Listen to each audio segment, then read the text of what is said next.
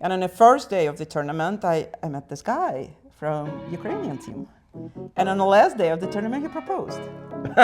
Oh my gosh. Me and my buddy, we making all of this money. Yeah, I know it's rude to be bragging. They never catching us lacking. Me and my buddy. All right, guys, welcome back to Table One Podcast. Co-host Justin Young, other co-host Art Parman, and very special guest today, Victoria Livschitz. Hey, hi there. Thank you for having me. No, thank you. This is amazing. Like, Especially because we pull it off in the last minute, right? Yeah, no, exactly right. Like, Art was trying to convince me to play poker today. I was like, I think I drank too much last night, and like I don't feel the best right now, so kind of want the day off. And he's like, how about a podcast? I was like, I can do that. That sounds great, actually. That way I don't feel like a piece of shit just laying around the house and feel like I'm being productive for the day. Not to mention, it worked out great for you. And I for once begged, like it's been rare these days for whatever reason, so I'll take what I can get and I have a day off. That's right. We both just bagged the Win main event with a $3,000 buy-in. I think $2 million guarantee. Is that what it is? It's gonna be like 3 though. It's gonna be great. Yeah, it always is. Just bagging has been lucky for people on this show. They final tabled, they've gone on to win. Oh yeah? Oh yeah. One. Yeah. Why not? It could be you. Yeah, or Justin.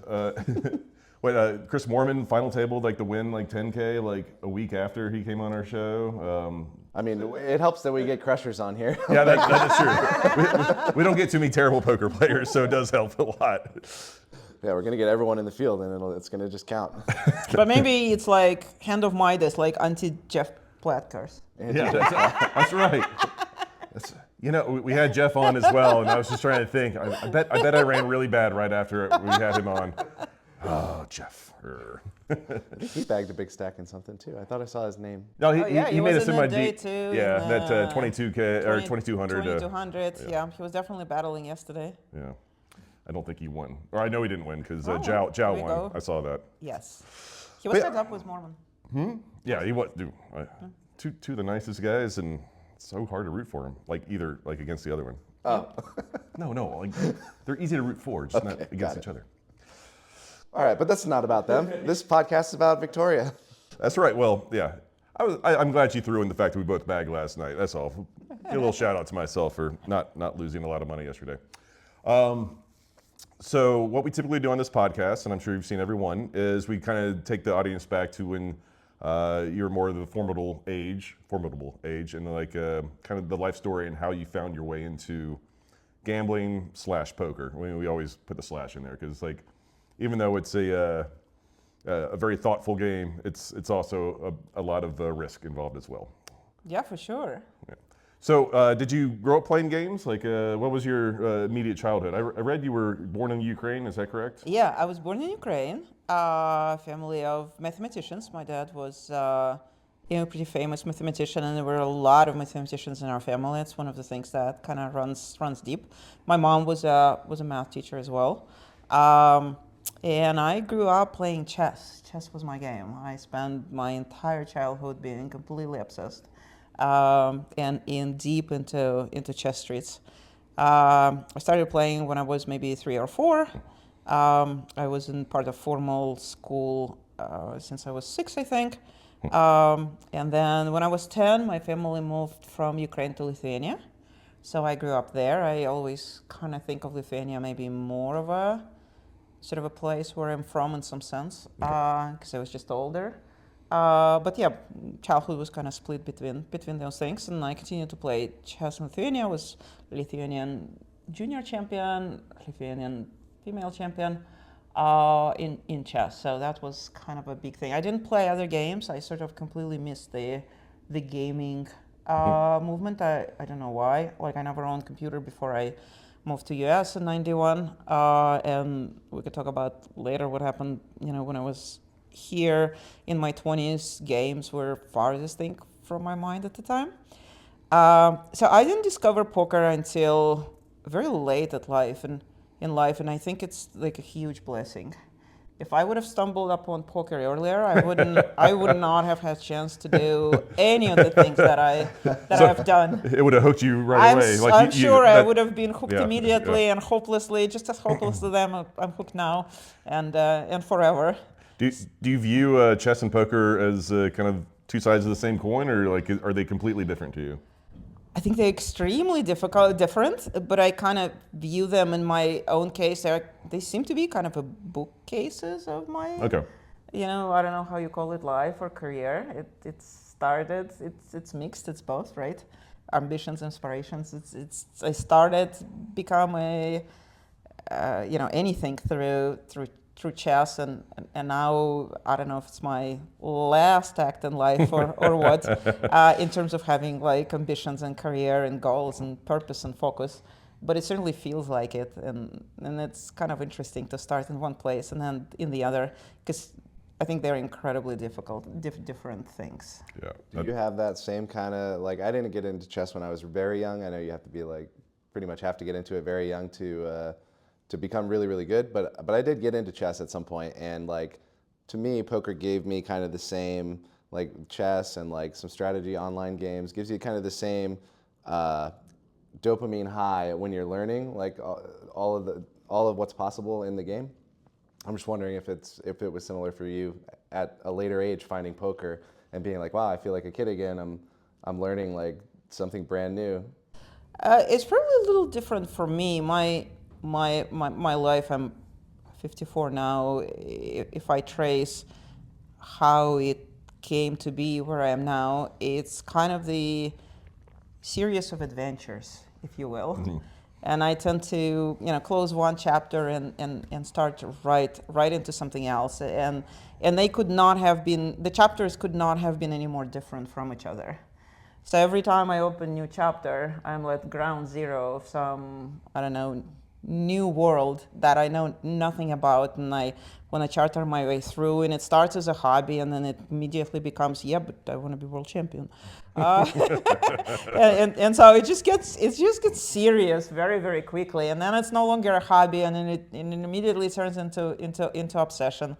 And I think I've become somewhat of an expert of how to be an absolute amateur in a completely new domain, but charter your way through, maybe early stages of competence as building as quickly as possible. And that's maybe a little bit unique about me. And I get a huge kick out of starting something where I have absolutely no background or head start or anything, but there's always transfer learning, right? You bring with you who you are and what you've learned in other places. And if I learned one thing in my life, that is success is a skill. And if you want to predict if somebody is going to be successful in any role, the only universal rule you can apply, whether you're interviewing somebody or looking for a business partner, you just look for either there's a series of successes in the past or there isn't. That's true. And somebody who's been successful in whatever they tried before, very likely are going to continue to be successful in whatever they try next. Yeah, certainly weeds out like a lot of the having to think. I think there's like a famous a Warren Buffett quote where somebody called him like a really good judge of people, and he was like, no, I'm not a good judge of people. If you put me in a room with 100 people, I could definitely pick out the 5 best and like the 5 worst, but everybody in the middle, I just don't have time for them. So with an infinite supply of people, I just pick the top 5 or whatever. So, and I refuse to work with the other ones. So it's kind of building on the same idea of but how do you become top 5, right? And part of it is you have lots and lots of failures in your life. I don't think you can craft a path to success without learning how to deal with failures. And that's important in success in life, and I think it's very important in poker.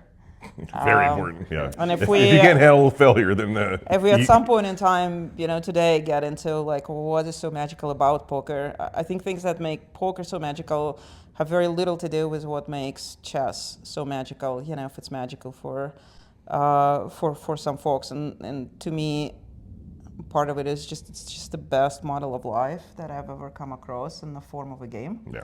All right, really quick, guys. Phenom Poker is out now. It is live. And if you want to support Table 1, just go to joinphenompoker.com, and that will help us. Fill in your information, and you'll be on with us. Tons of people on there, tons of action, especially until Art and I will run out of money, I think.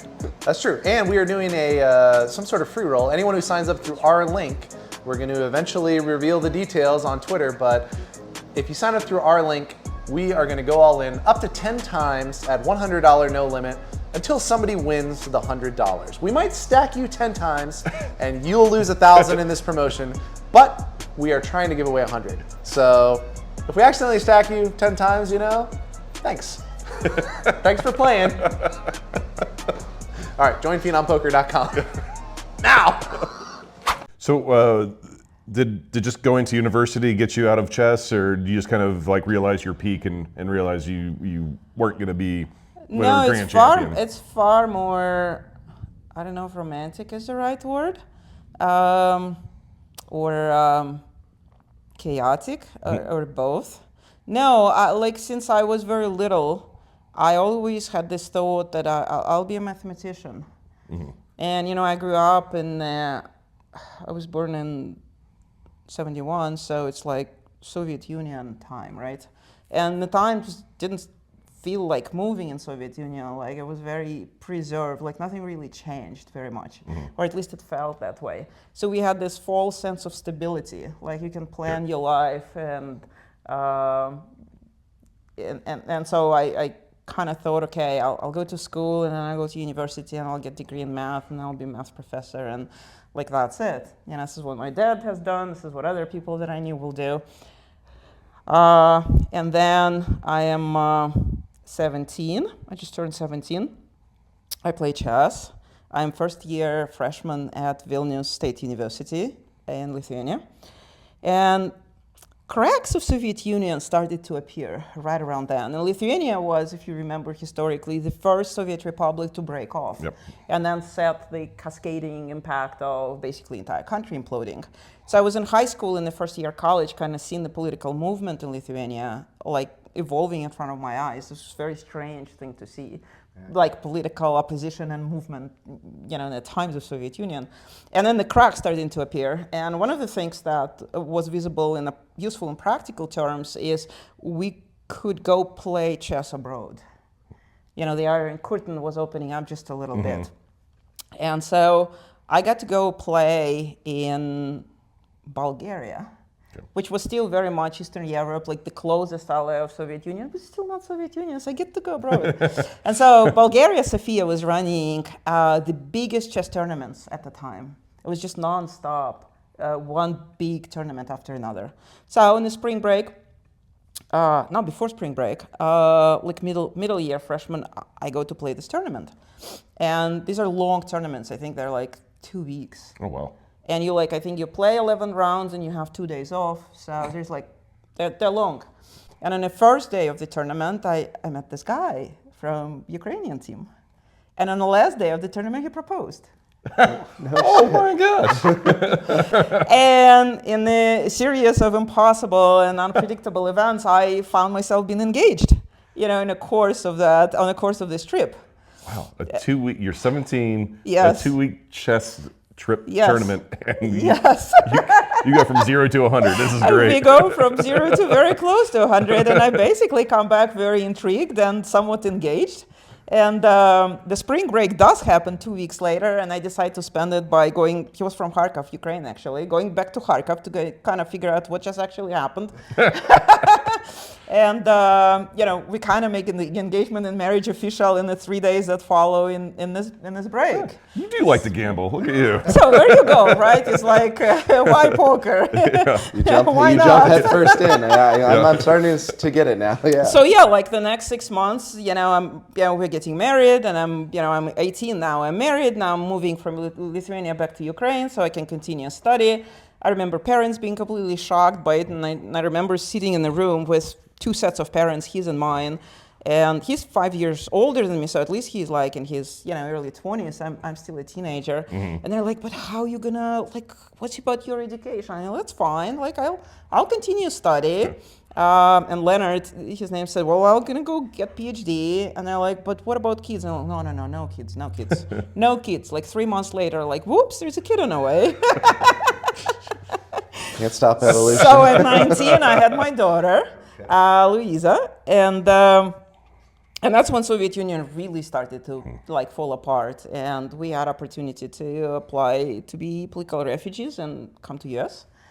We got our application approved, and in 1991, Louisa was 2.5 months old. I was 20. We had about $300 in our name and 2 suitcases of dirty diapers and a one-way ticket on Pan American, one of the, I think, last Pan Am flights, like Moscow, Yeah, New yeah. York, Cleveland. We ended up in Cleveland of all places. Yeah, that's Why Cleveland? because the application process, if you wanted to come to US as a political refugee from Soviet Union, there was a process by which you could apply. You had to have a relative, and I had an uncle who was kind of sponsoring us.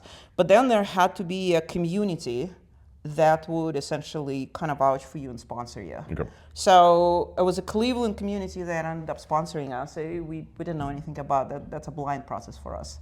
But when our application was approved, it was approved to basically come to Cleveland. Interesting. That's good. Did you have plans as far as like going to university around Cleveland or like a job lined up or anything? So I knew 3 things about Cleveland.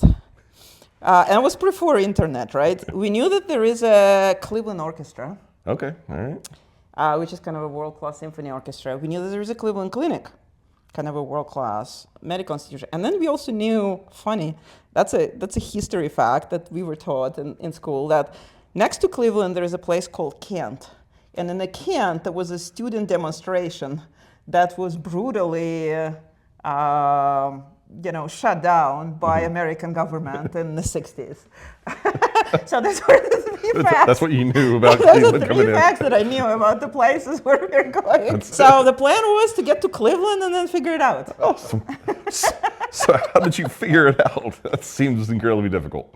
I mean, just like any other immigrant before us, whether you arrive by one-way ticket on Pan Am or, whatever, Ferry, ship, yeah. ferry, arriving to Staten Island, you just kind of arrive and then you start figuring out. We arrived in 91, economic conditions were terrible. I definitely needed to finish my education, but we also needed jobs. We needed to do something. I remember driving downtown Cleveland and looking for stores with the windows that would say help wanted, right? And knocking, trying to fill out application and getting nowhere. Eventually I got a job in a dry cleaning for $4 an hour ironing shirts. And Leonard was pizza driver. I think for Pizza Hut he lied on his application, said he was a refrigerator delivery guy in Russia. But it didn't last very long. The real breakthrough that we've got that put us on a lot of different paths was actually through chess. We met a guy who left Soviet Union in the 20s. He was a very old guy, but he loved chess and he knew Botvinnik and some of the old greats. I think he grew up with Botvinnik. Anyways, he kind of heard about our story and he thought it's cute to professional chess players. My husband at the time, he was a great chess player, up and coming, so much better than me. He just became an international master. He was kind of on his way up.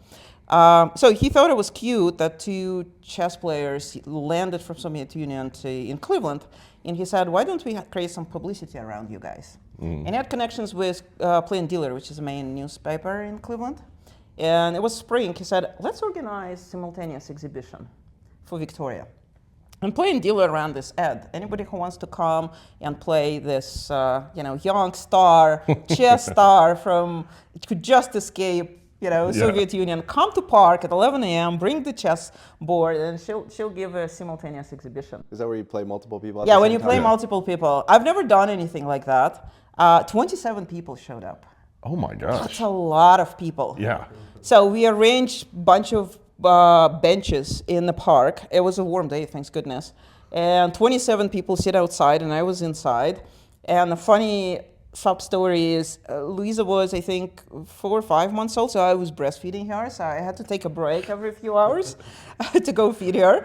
It went on for 6 hours. It was a battle, and I ended up doing all right. I think I won 21 games. I lost 3 and I drew 3, which was That's very amazing. respectable. Yeah. I would call that more than all right.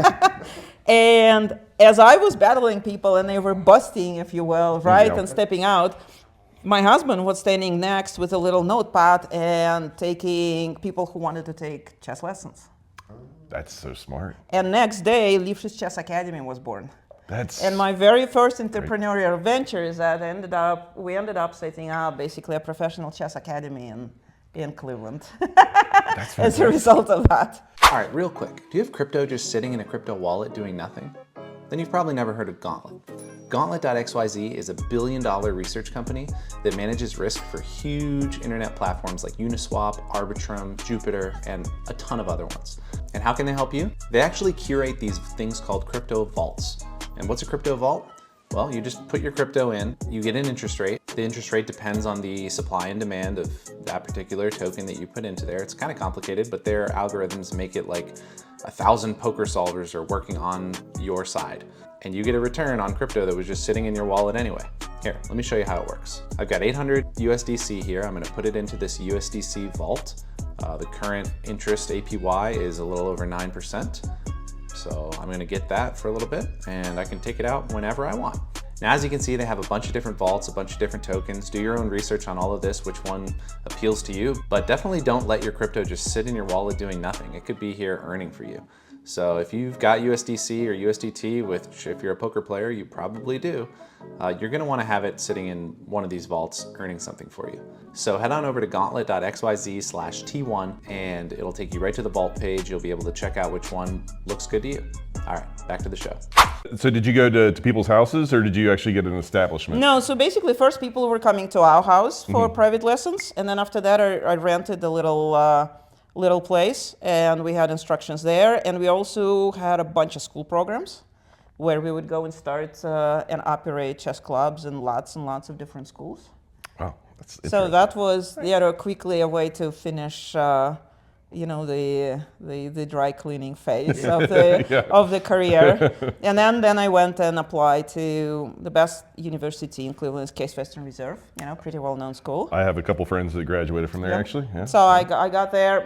Degree in mathematics seemed completely impractical. I just needed something that I could actually land a job with, so I switched to computer science. Finished in 2 years, and then became had a normal career in tech. So what was your first job after graduating from Case? So I graduated in '94 and had a lot of different job offers, which was fun. The most exciting at the time was to go work on Wall Street, to be a quant at Salomon Brothers, which was very, very hot thing to have at the time. But you can't really have a Wall Street job and have a 3-year-old daughter. So that had to be discarded. I think I held the first honor of being offered a job at Salomon Brothers, which was at the time maybe my highest accomplishment, because it was like 5,000 applicants for 5 jobs. And I think I was the only one person ever to then decline. It's like a, how they have red flags. It's like a green flag. Someone taking like. Yeah, thank you very much. Writing that letter. Thank you very much for your interest. Right, and then photocopying it and keeping it. It's like when you hear about when someone's investing and they hear about I'm taking a semester off Stanford. You're like, oh, checks one of my boxes. Right. Take my money. Yeah. So I've done this later, right? I'm drop out from Stanford PhD program later in life, so checks that box too. All right, I don't have any money on me, but you can have it if you want. But yeah, the winner ended up, I think I had 14 jobs that I could choose from, which was very nice.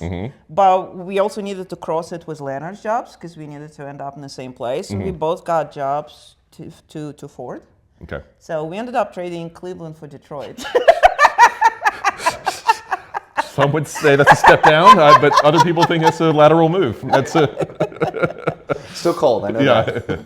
All right. So what were you doing Right. for Ford specifically? So I ended up working I ended up entering in this pretty prestigious program. It was called Henry Ford Fast Track Management Career or something. They were picking talented people up, and then it's a 4-year program where they would rotate you every year between different business units. And then in 4 years, you're supposed to graduate with the assignment to management.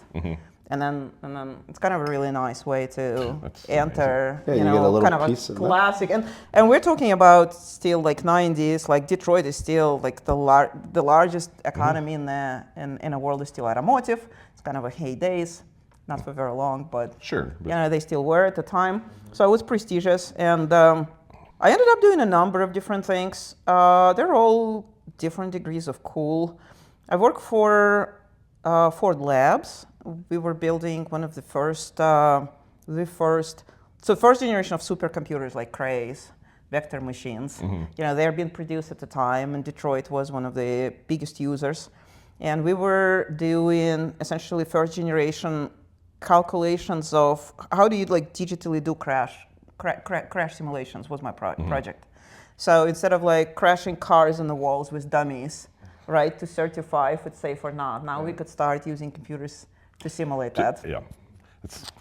So one of my claims to fame, I guess, on that project, fresh out of college, one of the things that I studied was neural networks, which were incredibly new. So back in '92, I was writing some neural networks by hands, and I get to Ford, and we had some problems of just how expensive the calculations are for this crash code. A lot of computational geometry, and it's like computationally expensive. And I was, why don't we take a neural network and why don't we train it to basically learn the computational geometry? And after it's trained, it's going to run a lot faster. Those were very wild ideas at the time. So my management was like, but like they had me for 6 months on this rotation, and I'm like, whatever, like go do your thing. So I spent 6 months and I wrote the neural network, and it did do what it's supposed to do, and it like dramatically speed up the the algorithms that we had, which was like pretty cool. Yeah, so they just left you alone. They didn't understand. They're like, I don't understand, but you do you. And yeah. They just came back in 6 months. They and you just get this, like a young whatever part of the program. Like it's no, it's like whatever. Find yourself useful somewhere. Yeah, that's really They call it the Victoria mic drop tour. She just spent 6 months. She's like, all right, neural network here, and then moves on to the next one. What'd you do? There was a lot of that actually. Yeah. So after that, another rotation was very cool. It was a part of whatever enterprise group. We were looking at what the computing landscape is going forward, and like this internet was on the horizon, and like this young programming language Java was just born. And so I was put on the team to evaluate that, and there was a competition. One team was supposed to use one technology, and other teams use other technologies. Needless to say, we crashed. And as a result, I got a job offer from Sun Microsystems, who was like king of the hill at the time, and they were the Java makers, to come on board and work for them. So in '97, I left Sun, and I left Ford, and I joined Sun. I was with Sun for the next 10 years. Yeah, you must have been a hot commodity as soon as some of the word got out of the work you did in your rotational I know you got paid for it, but an internship basically for management. Did you have any other like big job offers, or was that the first one? So this one, I remember I decided once I finished this 4-year program, I decided I'm not staying at Ford. I'm not interested to be Ford manager. I decided I want to be a technologist. I want to work for a tech company. So I actually did go through a formal process of flying everywhere and doing the interviews. And Leonard was having actually quite a successful career in automotive, so we had to marry the two. Okay. But he let me go interview, and the most exciting job that I found was actually in Minneapolis. So I remember coming back excited about it. He listened to it and took me by the hand. We went to the kids' room, and there was a huge map. We had a huge giant map on the wall for kids to learn geography. So he took the ruler and he drew the line through Detroit, and he says, never north from here.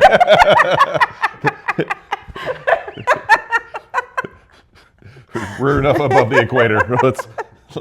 So much for Minneapolis. We're not going to continue to go up.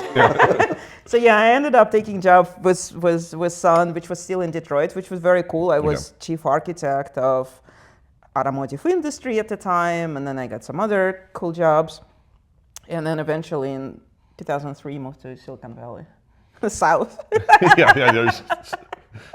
That's a different southern U.S. And that's how I ended up on the West Coast. Wow. All right. So what did you do when you moved to Silicon Valley? Like what was the obviously it was in tech, but like what was the That was still Sun? So this was still Sun. I moved with Sun, and by then like we're like a normal middle class American family, like moving up. I am a senior engineer, principal architect, and my husband is having a successful leadership career. We have 3 kids. Three now. Oh my gosh. By then we have 3 kids. Okay. it's expensive to bring 3 kids in Silicon Valley, so you make 2 good jobs and you barely make ends meet, but that's what middle class and you get the white picket fence, is, right? That's Yeah, right. exactly. That's fine. Exactly. So something along those lines. And, I'm in my early 30s by then, and I got my degree in computer science very quickly then at Case. I didn't study very much. I just had a kid and 4 jobs and the school to run and whatnot. And I'm like, but I really want to go back to my roots. And I was very interested in programming languages at the time. And like, I want to get PhD. I want to go back to school. And I negotiated this very sweet deal where I work for Sun Labs and I can work full time. And I get myself to Stanford and I could do PhD in Stanford. And I could do both things full time. So I can get paid. And Sun would pay for my PhD. I have to work 100 hours a week, but that has never been. The kids are a little older now. Not to mention you have 3 kids. That has never been an issue. Yeah, and raise 3 kids. So, I don't know how many hours there are in a week, but I think you're working more. Well, I always worked a lot, and I always slept very little. And one of the things people know about me, and that usually blows mind, is how little sleep I can get. Later, after, a few years later, when I quit corporate job and I started my first tech company, for 5.5 years, I slept 3.5 hours a day, straight 3.5 hours a day for almost 6 years. Now, it's a bad idea, and I don't do it, and I don't recommend anybody, but the fact that I can actually survive. Well, believe it or not, I actually read a study recently where there's actually a segment of the population, like a sub 5% segment or something, that they actually function and they get the exact same body and brain needs from sleep from It like was 3 only- or 4 versus what we It get was with 8. only last year that I actually had done the studies, and it actually did confirm that I belong to a very small subset of Wow. people who can essentially don't even need a REM sleep to recover. That's wild to me. Oh It my is gosh. very wild, but it's part of why and how. Yeah, Well, yeah. I think the reason the reason that I heard about it is because they were talking about. I was on it. What's the injection where you lose weight? Oh, Ozempic? Ozempic. So yeah. it's like they're manufacturing like an Ozempic for sleep, basically, like trying to figure out how do we make people be Feel able to rested? have what you have on purpose. Okay. Like Yeah, you cool. can, Sure. you don't need the It's extra. efficient if you can save like Yeah, 5 hours a day. Dude, I would love to like be awake for 5 more hours and like feel just as rested or whatever. Not that I'm a very I think productive it's a- human, but like, I mean, it's a $1 trillion there were- idea. There were times later when I again started my company, and then I've done kind of insane things. Like I've heard like Phil Locke famously played poker nonstop, right? I was there for that session. Like My longest work session went for 72 hours. So he probably have a little edge over me, but I have similar experiences. I had one time when I just started my company, and it started with this 6 months project for PayPal, and we had exactly 6 months to deliver something. And 2 weeks before the ultimate deadline, like all the engineering is done, but the numbers are not coming in. We just can't get the right performance. Sure. And I know we should be able to hit it, but we're just not. So we have these 2 weeks left. And that's when my husband goes on this business trip for 2 weeks, exact 2 weeks in Japan. And I had a babysitter who calls me and says she broke a leg and she can't come. So I have 2 weeks. I have a client who is a PayPal, my first client, that's freaking out, and I have to keep them calm, and I have 3 kids. So I did something that I only read in the studies is possible, but I actually did do it, and it actually is possible. My 14 days went this way. I would, in the morning, I would get kids ready for school, and I would drop them off. I would drive to PayPal location, and I would be there during the day. I would come back at 5. I would pick them up.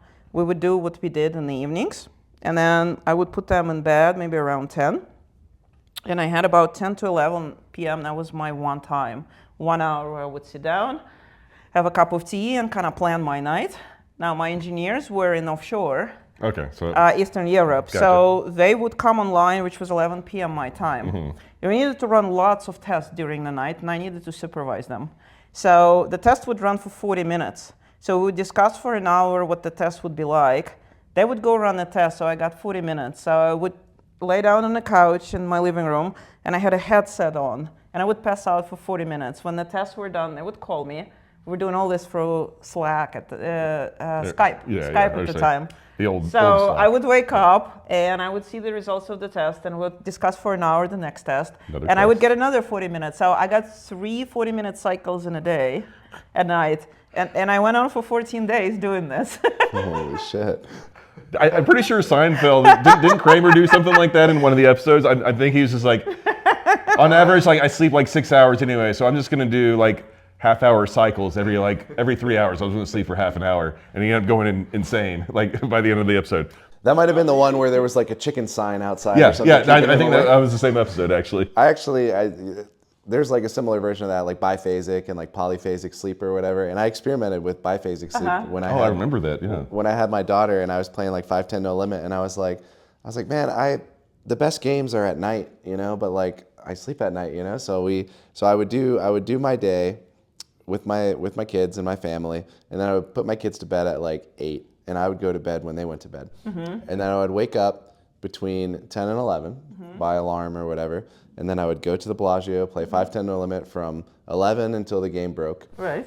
And then usually I could get home by like 4:30 or 5, and then I could sleep from that time until like 7 or 8 when they had to wake up for whatever it was, preschool or whatever. And it honestly, I had never really felt better.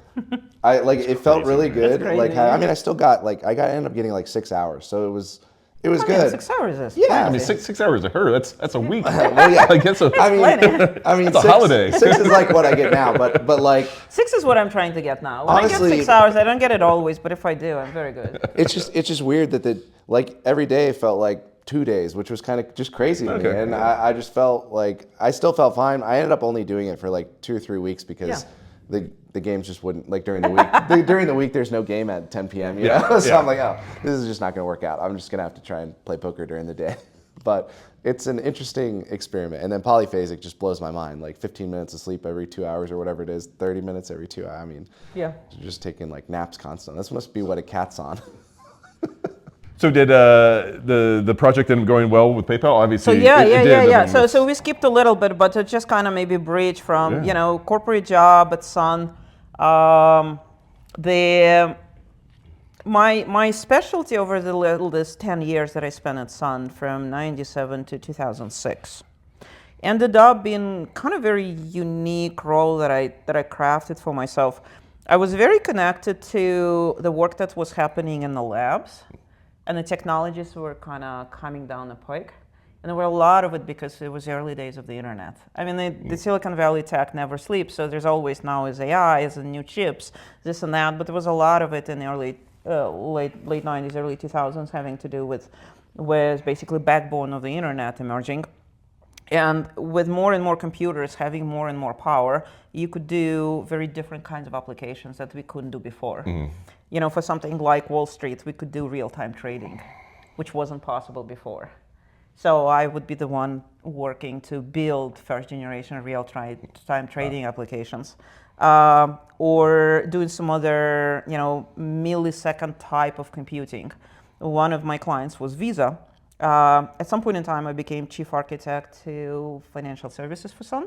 So all the big fintech companies were my clients, and one of them was Visa. And obviously, Visa, anytime there's a credit card sweep, there's a fraud detection that happens, right? They're attempting to validate the transaction is valid. So they literally have about 1 second from the time the card is swept to the time algorithm runs. And the technologies of that time, we're talking about 2002, 2003, 2004, didn't allow anything like that happen in real time, like for real. So what they were doing, they had extremely crude algorithms that had a lot of false negatives. They would stop 90% of transactions they would stop were actually legitimate transactions, but they had to err on the side of caution. And they Give could them more run time, yeah. very, very crude calculations, if you will, and then they would batch up, and then maybe every half an hour try to run more detailed algorithms, and if they discover fraud, go back and try to stop it. So very inefficient. But with these new server farms, it was now conceivable to maybe do all this for Visa in real time and basically sub-second time frame, compute incredibly complex fraud detection algorithms. So convince CTO of Visa to let us do this. So have done the project, and it was success. And so Visa was able to, essentially completely change equation on fraud detection. So these are just examples of the kinds of things that I was doing. It was a lot of fun. That was probably the sexiest job that any young technologist sexy. could have. Swipe in less than a minute, less than a second. Well, I mean, building this tech is legitimately cool. No, it is really cool. It must have been really magical, like Yeah. in being in Silicon Valley in that time. Yeah, very magical, yes. And so that led me to being invited to be on a team that built industry first cloud. So now that is true magic. So in 2004, 2005, Sun Microsystems have built the industry first private cloud. It was called SunGrid. It was a fairly small group of engineers that built it. I was on that team. And I was completely convinced at that point in time that that is absolutely the future. And so by then I was like 35. I had a lot of ideas for like how this all could get commercialized. I got very frustrated with Stanford. It just was such a parochial environment. It was just so bureaucratic and so like uninnovative. And it's like I can't do that.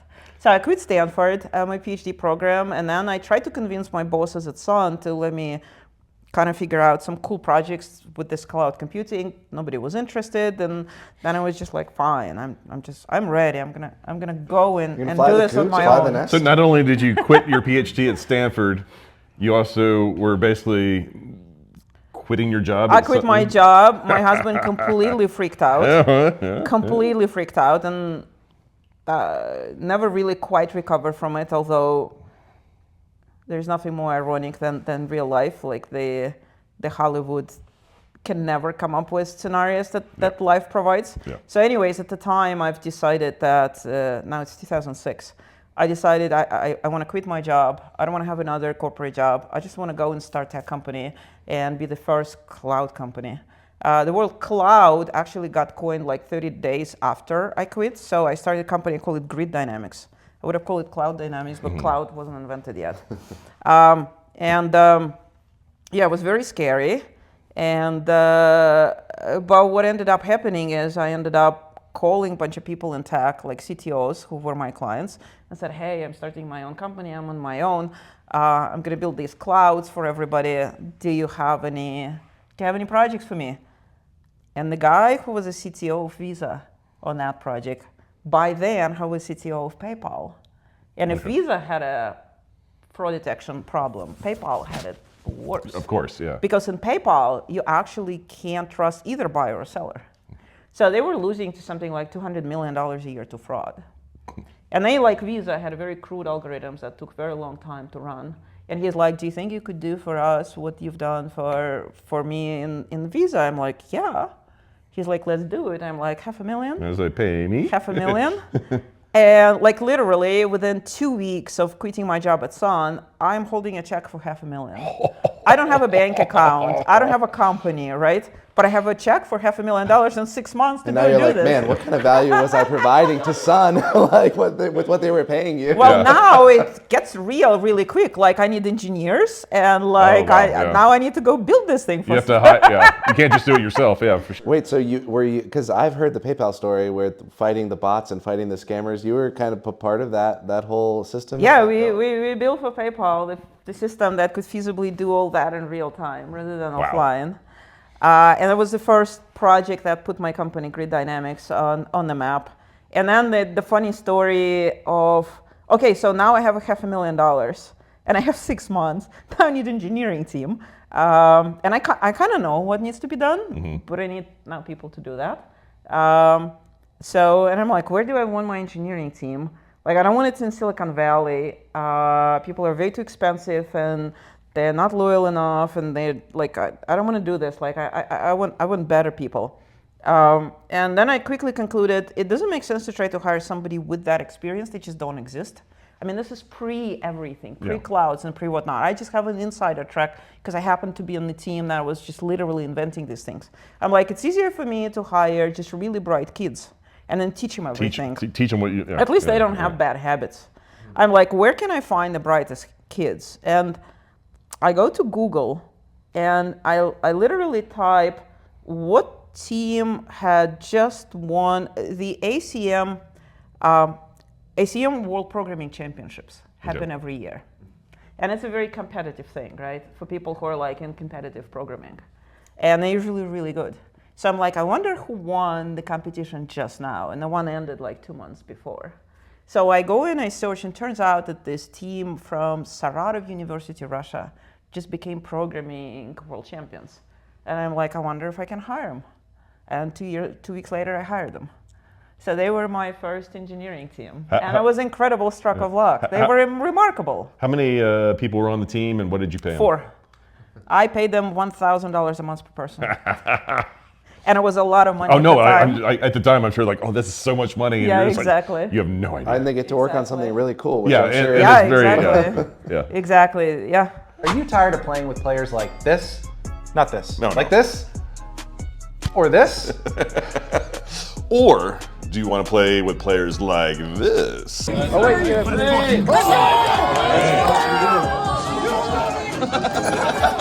If you like having fun at the poker table, Table 1 is the game for you. We play high stakes, no limit, 100 blinds. And if you want to get into the game, it's actually super easy. We have a website, table1.vegas. You just go to the website, you click get a seat in the game, and fill out the form. It's that easy. It's your name, it's your phone number, it's the date that you're here, and I will personally reach out to you. And it's only $5K minimum buy-in. Run it up at 2.5 and join us. That's really honestly, cool. those types of games, by the way, like I've heard of people, they want to start entire businesses where the game is like something that just proves that you're super smart, and then those people like, they get hired by people like Victoria. So first place isn't money. First place is a job. Like, yeah, well, kind of like you're gonna get at least people are gonna ask So you. funny enough. So that cohort of youngsters, that was a gold mine. They were remarkable.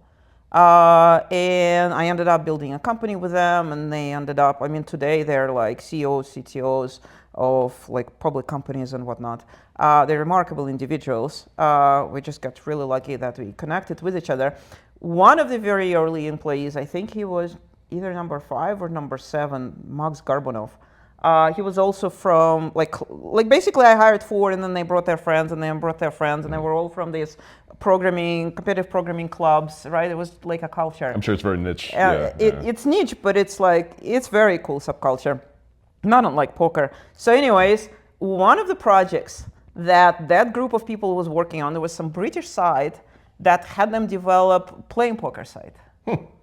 At the time that didn't connect, but funny enough, the guy who is now my co-founder and CTO at Octopi Poker, Max Garbunov, he was like employee number 5 from Grid Dynamics from 2006 or early 2007. And he came to me because he had some experience in real time, because he was writing this real-time poker playing site for this British company.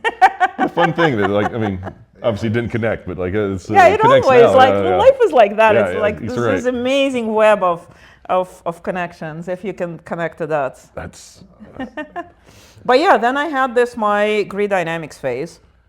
So it's a company that I started in 2006, and I tried to raise money for it, and I never did, and I ended up just self-funding it because PayPal gave me a check for $500,000. It got us started. By the time we got that done, eBay was willing to give me $1 million a year to do some stuff for them, and on it went. We just organically kind of bloomed, and we became known as sort of a go-to. We didn't become a cloud tech company. We weren't about building, like we weren't like Google or Amazon. We were the ones we were an expertise company. People who wanted to build clouds would hire us.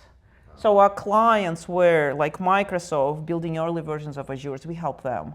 Google was a client. Yahoo was a client. So we helped these tech companies build their first, second generation clouds. It was a very profitable business. And it's a small team. I'm sure it grew and grew. It as was, your but we clients did, grew and grew and grew. So eventually in 2020, we went public. We were, speaking of stories, we were the last pre-COVID NASDAQ IPO. We IPO'd March 6th, which was Friday of the first COVID year, and Monday stock market crashed, and it didn't recover for Oh, the next no. year and a half. Like we were literally the last. IPO, but we did IPO. It was organic. We basically built, major tech company. By then, I was I wanted out, and so I stayed long enough for taking company public, and then I was supposed to leave and retire and whatnot.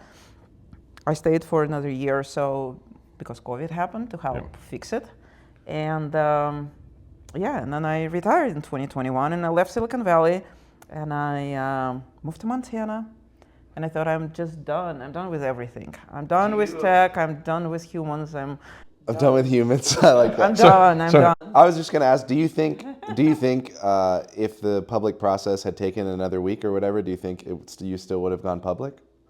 No. No, right? Isn't that crazy how weird stuff we like had that? We had to hit, I don't remember details, but we had to hit a very specific window valuations. Mm-hmm. And I see. it was rocky for 2 weeks going in. So almost on a day-to-day basis, we didn't know if we will lock in or not, but it ended up locking in, and we ended up IPO on Friday. Yeah. And Monday, it's just That's crazy. it. So you're teetering over the line, and then all of a sudden Life is you're over the very- line, you snap do it, and then you basically would have gone Life way is under. like Wow. that. So many times there was something like that. I remember negotiating. This was 2000. This is 2020, but go back 2014. So the company is much smaller, and at the time I'm thinking about selling it. Mm-hmm. So we decided to just have a private sale, and there was an acquirer. It was a British company that wanted to buy us. So the leadership of that company flies to Silicon Valley. I remember they came on Wednesday, and we had kind of a meet and greet, and the parameters of the deal were, roughly discussed before. Then all day of meetings on Thursday, meeting the team, doing this and that, and everything is hunky-dory. And we finished the dinner on Thursday, agreeing to meet on Friday in the office to essentially, ratify the deal, handshake the deal. Then the lawyers come in. So what happens at night? At night, Russian artillery takes down Malaysian airline over the Ukrainian border. Yeah. Now, my company had engineering offices in Russia and Ukraine. This is arguably the start of the first Russian-Ukrainian war. What do British acquirers do Friday morning? Head for the airport, right? Cut bait and run. Yeah, that's right.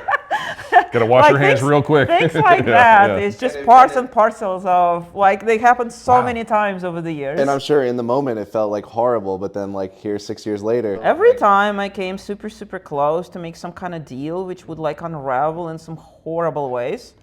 And, in retrospect, looking back, it looks like the biggest blessing. You just never know. That's good lesson for all you poker players out there, by the way. I mean, serious. Yeah, I know this is a gambling podcast, but I really like all of this business Yeah, stuff, this so is- I'm nerding out on it. This is pretty awesome. Yeah, just to go off your same thing, I watch a podcast where the guy sold his company for whatever $20 million. It was The Hustle, the email company, and he has a similar kind of story. Well, the opposite of your British story, I guess. He had the guy who was championing the deal to buy his company. They closed the deal literally the day before the guy went on a ski trip where he almost died. The guy who was championing the deal, he fell off the cliff with his son, and they broke a lot of bones in their body, and months in the hospital, and the deal probably would have fallen through. It would have definitely not happened. If it didn't ink it the day before, it wouldn't have got inked at all. Yeah. Right. So, but I mean, I guess to the point of the story, it's it all can still work out. It's Those stories are absolutely endless. I remember even when we were going public, one of the big shareholders at that time of Grid Dynamics was actually a Hong Kongese company that was owned by Chinese company. And we're going through the American IPO, and there's a process without boring anybody with details. Anyways, we needed some papers done through Hong Kong Stock Exchange. That was the week when Hong Kong Stock Exchange shut down because China was, I don't know if you remember, it was 2020. There were troubles between China and Hong Kong. Yeah. So Hong Kong Yeah, Stock Exchange shuts down, but we need their approvals, and they're not functional, and we can't IPO. oh man.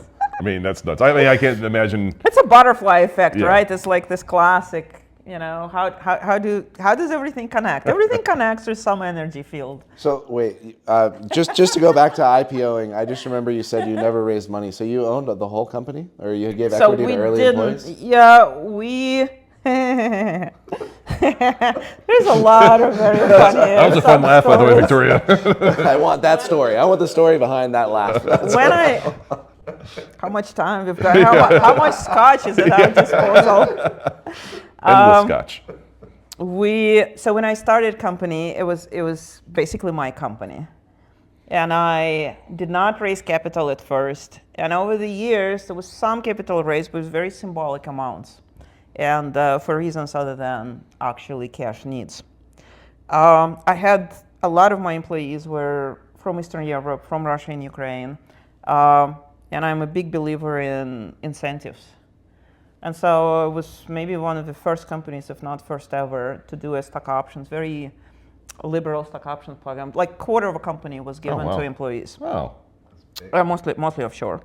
So that was big ownership. And then collectively, various investors over the years, they ended up acquiring another quarter of a company or so. Roughly, we're talking like before lately. And so, you know, roughly half or so was mine, but then we went through divorce with Leonard. Oh. And Your pod got split. and we split it. We split it half 50-50. Yeah. So there's a lot of very interesting implications, and I will be careful in what I say because obviously people are affected, but. Our family troubles, I would say, started with my decision to quit the job and start the company. Mm-hmm. Leonard wasn't on board. And he never sort of got over it. And it's a nucleus of something that eventually led us to break up 7 years later, but nevertheless. I think it was 2013, 2014. Anyways, by then, Grid was already a formidable business. So we split it up and we became equal owners of the company. Mm-hmm. So the next thing, it was a very tough time for me personally, for many reasons, like lots of stresses accumulated back then, and I was not in a good place. So I needed change, and one of the things I decided to do, I also decided that I wasn't experienced enough to be a CEO of Grid that was really taking off. And I thought Grid will be in a better hands if I hire a professional CEO. So I did so, and I brought essentially my successor. I stepped down, and I started another tech company, something fresh that was to get my mind off of other things. And Leonard wasn't a very big fan now of me leaving Grid because now it's valuable, and he didn't have a lot of faith in the CEO that I signed. So he tried me to talk out of it.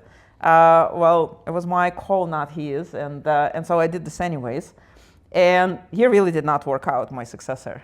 Mm-hmm. So like in the next 6 months, we are watching this slow rolling decline, which then we see the cliff and we see like the free fall coming. And by then I have my little tech company, and Leonard actually had a entrepreneurial venture of his own. So eventually it becomes obvious that we're just going to lose this company if we don't change something. So we fire the CEO, and then I leave my venture aside and jump in, and he leaves his venture aside and jumps in. So what year was this about? So this is 2015. Okay, so it was rolling, and then you. So it's like left. 2 years after that. Like I leave, and then it has inertia, and then a year later the inertia is out, and like this starts going this. Mm-hmm. So I jump back to save it, and he jumps back to save it. So now we're kind of business partners for the first time, really kind of working together to get the company up. What are you gonna do? So we get it back up, and now it's the summer of 2015, and Leonard is okay. Great, you stay. I'm like, nope, I'm leaving. He's like, then what's gonna happen? I'm like, I don't know. So eventually he says, well, what if I step in to run it? And I go, if there ever was a poetic justice, go. Yeah. So he becomes the CEO of Grid. In a remarkable plot twist after plot twist after plot twist. he becomes an incredible CEO. Right. Incredible. It turned out it was like the best thing that could have happened for Grid and honestly for Leonard. So Leonard is now CEO of this company, and I'm doing my other startup. My startup's small, it's always hard. We're trying to bootstrap, raise some money. Leonard actually made an introduction to VC who provided money. What was your idea? Did it work? It did work, but it was big. My ideas are always big. I'm just curious, what's bigger than inventing cloud computing? It was something else. It was about how do you actually manage applications on the cloud. That was a big problem. There's so much stuff being put on a cloud. How do you actually do this gracefully and at scale? Was a big problem everybody was wrestling with. So we had a lot of expertise in Grid how to do that. So I wanted to build a product for that. Without boring everybody with like tag details, the story outline goes like this. I'm trying to get the startup getting off the ground, which is hard and it's not working great. And I have 2 investors and they don't see things eye to eye. And Leonard is trying to get Grid Dynamics running and he calls me every day and I try to help him and he's like, you gotta come back. You gotta come back and help me run it. And I'm like, you're out of your mind. And our conversation goes like that every day. So one day he calls me and says, okay, fine. If you're not gonna come willingly, I'm buying your company. And I'm like, what? He's like, yeah, your company, like it makes no sense to me. It's struggling. I need you here. I'm big, you're small. Let me just buy you and your troubles, and you come here and you help me run this company. What? Right? I'm like, you got some nerve. It is tough to have a relationship with someone that would do that. No, I mean, it was like, I'm like, wow. And then I go to my investor and it's like, look, Leonard is saying he just wants to buy us, and how do you feel about it? And the investor is like, well, yeah, like they make money, of course. Sign me in. I'll trade my investment here into investment there. Yeah. And I go to my partner and like, what do you think? He's like, yeah, okay, let's do it. I'm like, holy shit. So I go meet with Leonard and I'm like, yeah, how do you negotiate the sale of your own company to your Sounds like a fun meeting. ex-company? So anyways, what we end up doing, we end up basically forming a pack that will merge companies together and then come back with Grid and I'll work for Leonard, who is now CEO. Then I'll be number 2. And 2 of us will put our heads together and we said, let's spend 2 years, let's get company to the next level and then we'll sell it. And then we both will have life-changing money and then we could both go and do what we want to do.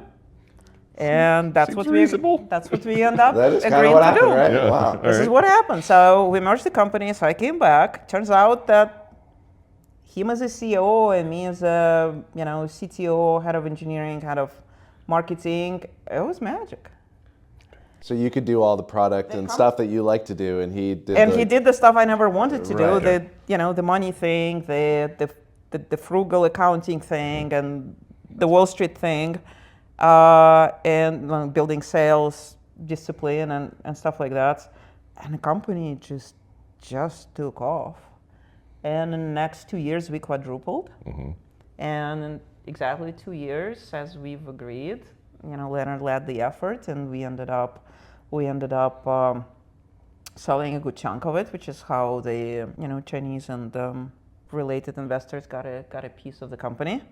And then I had to stay, everybody had to stay for a period of time, which is customary for these deals. Sure. It was life-changing money, no question about it. Everything is before and after. That happened in 2017. And somewhere in the next 2 years, Leonard put this incredible plan in place to go take company public.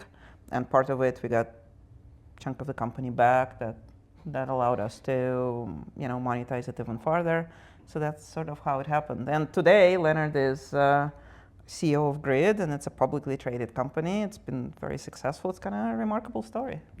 It's very remarkable. That is a remarkable story. I was very enthralled the entire time. What's the valuation now on it's public, right? God, it changes, right? We have to take a look. I mean, it's the market tanked for the last 5 days. Yeah, forget the last couple months. It jumped between $1 billion and 2.5, but something in that range. Gotcha. Hey, that's cool. So and then you did touch on it, but I don't want to go too heavy into it. But like you basically said, you gave up on humans and moved to Whitefish, Montana, right? Yes. Yeah.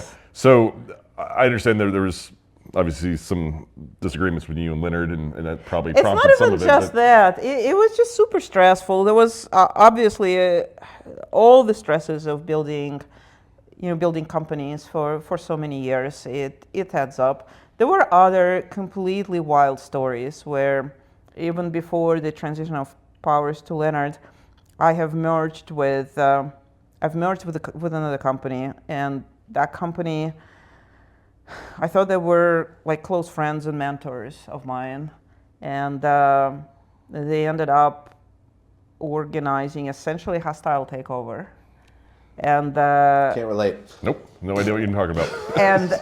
and that was wild in its own right, and there were some completely unplausible stories of sort of survival and perseverance that were attached to all that.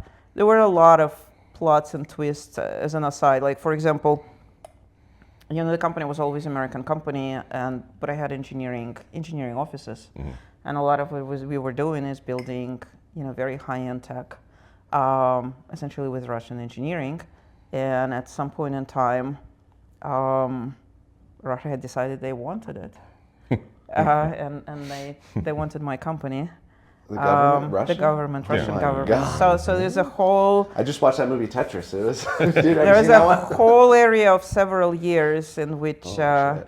I had to negotiate with the Russian government to stay alive and not become a Russian company and not die, and we need lots and lots of scotch and probably several podcasts to unwrap those. Yeah, Jesus. Honestly want to have you back on next week just to talk about that portion.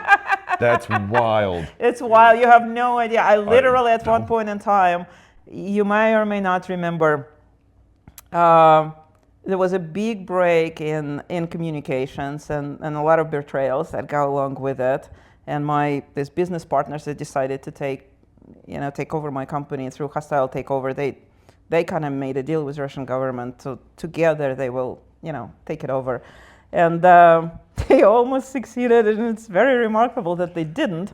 And the reason they didn't, it's just kind of little plot twist. I couldn't even get to talk to anybody in the decision-making capacity at that time. But you might remember Arnold Schwarzenegger was the governor of California.